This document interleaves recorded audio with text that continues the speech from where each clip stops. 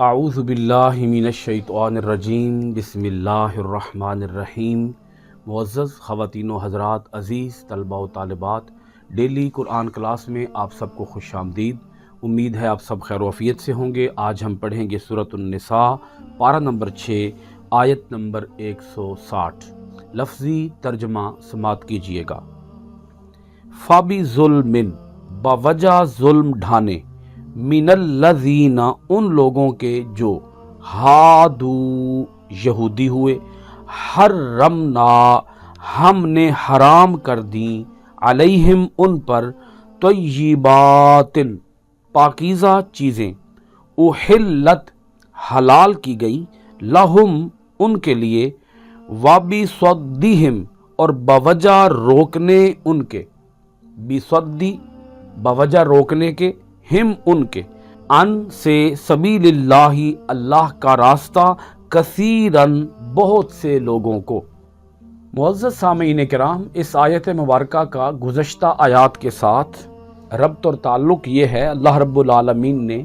بنی اسرائیل کی نافرمانیوں کی مکمل فہرست بھی بیان فرمائی،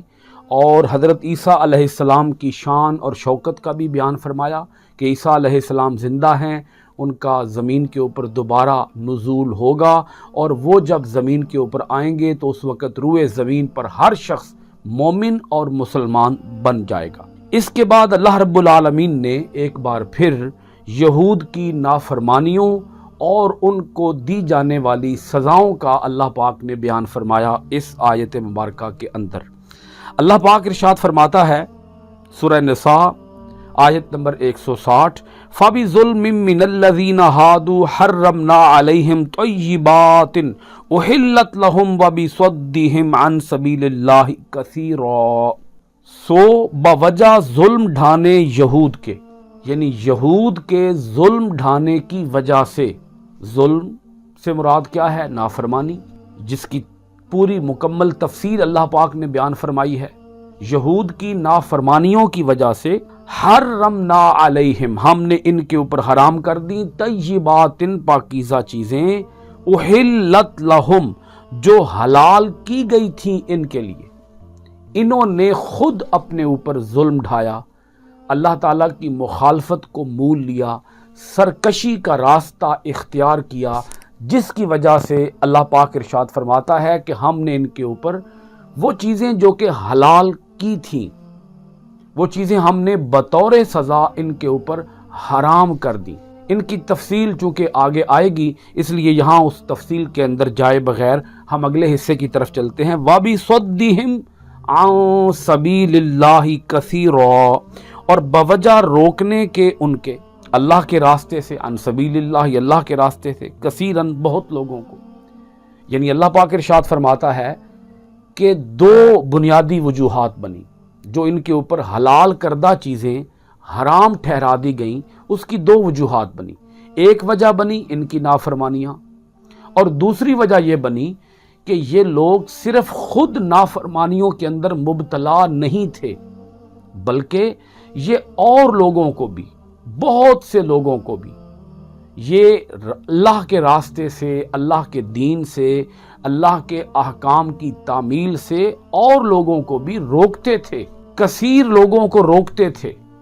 بہت زیادہ لوگوں کو اللہ کے دین پر چلنے سے روکتے تھے۔ یہ یہود کی بڑی پرانی روش ہے، یہ آج کی روش نہیں ہے، آج بھی وہ اسی ڈگر پر قائم ہے۔ دنیا کے اندر اس وقت بھی جتنی گمراہیاں ہیں، جتنے غلط عقائد ہیں، جتنے غلط قسم کے نظریات ہیں،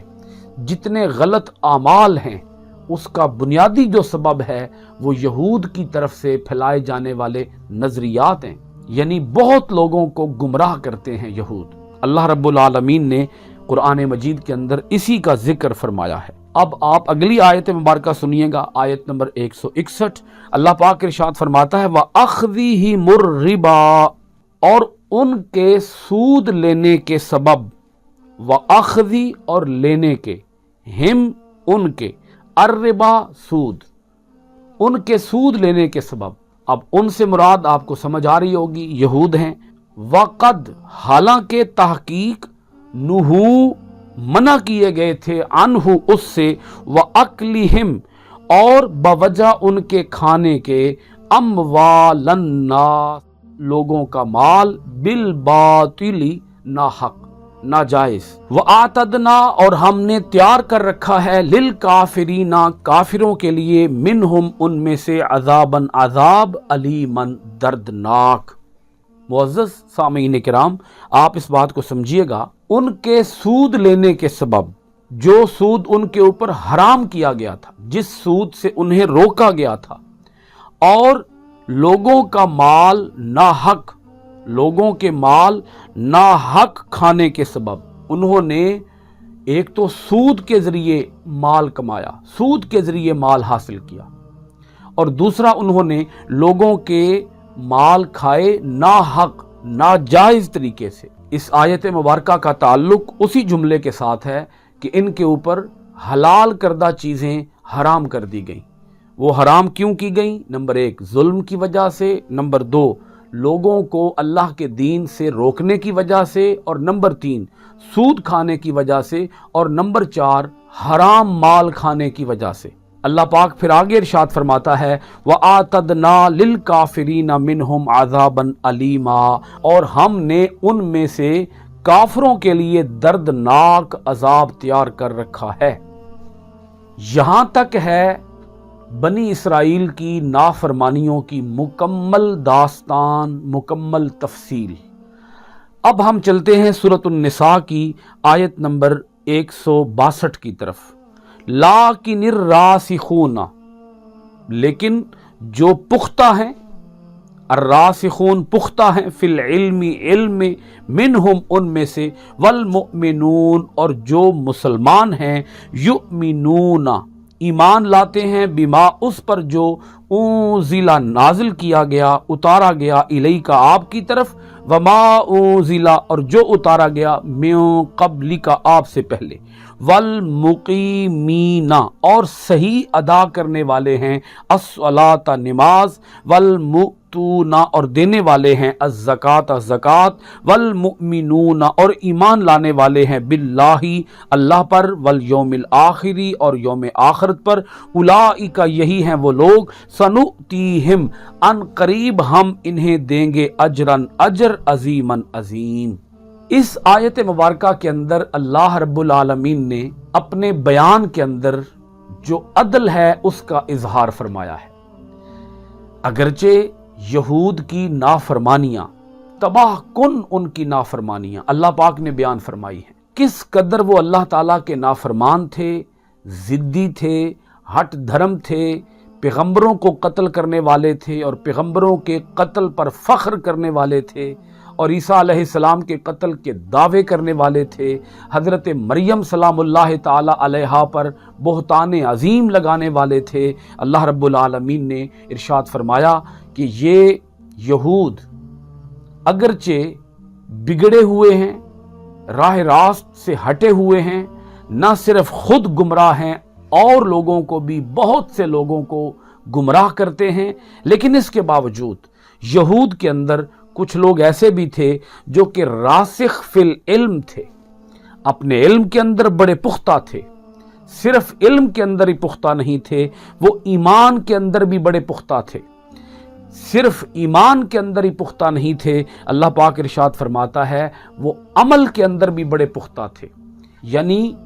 زوال کے عمیق گڑھوں میں ہونے کے باوجود، نافرمانیوں کے طوفانوں کے باوجود، گناہوں کی دلدل میں گرنے کے باوجود، اس قوم کے اندر اچھے لوگ موجود تھے، صالح لوگ موجود تھے، پاک باز لوگ موجود تھے۔ ایسا نہیں تھا کہ ہر شخص ہی گمراہ تھا، ایسا نہیں تھا کہ ہر شخص ہی بدعمالیوں کا شکار تھا۔ اللہ پاک ارشاد فرماتا ہے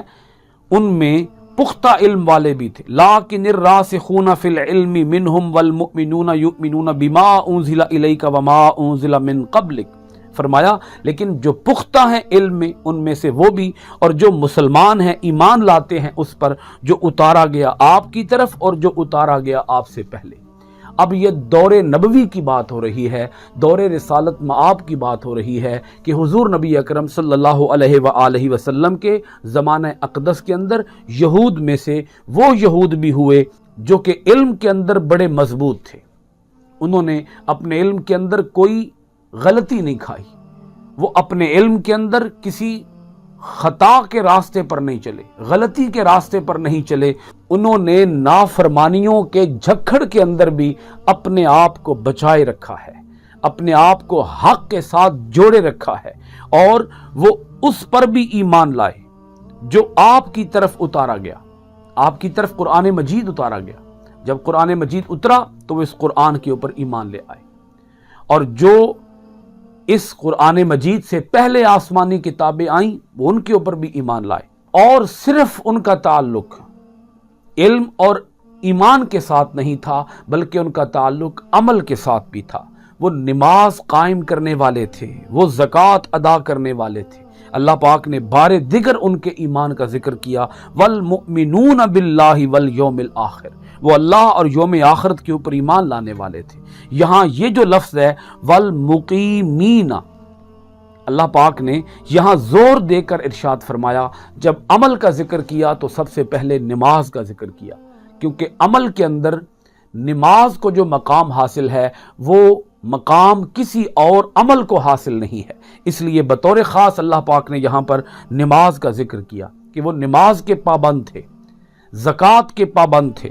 پھر اللہ پاک نے ارشاد فرمایا کہ یہی ہیں وہ لوگ جنہیں ہم اجر عظیم عطا فرمائیں گے۔ دعا ہے کہ اللہ تعالی ہمیں اپنے کلام کے اندر غور و خوض کرنے، اپنی آیتوں کو معنی، ترجمہ، تفسیر و تشریح کے ساتھ پڑھنے، عمل پیرا ہونے، قرآن کے آفاقی پیغام کو دنیا بھر کے اندر عام کرنے کی توفیقات خیر عطا فرمائے۔ آج کی کلاس ختم کرتے ہیں سورۃ النساء کی آیت نمبر 162 کے ساتھ۔ انشاءاللہ العزیز آئندہ ڈیلی قرآن کلاس میں حاضر ہوں گے سورۃ النساء کی آیت نمبر 163 کے ساتھ۔ آپ سب حضرات کا بہت شکریہ۔ السلام علیکم ورحمۃ اللہ وبرکاتہ۔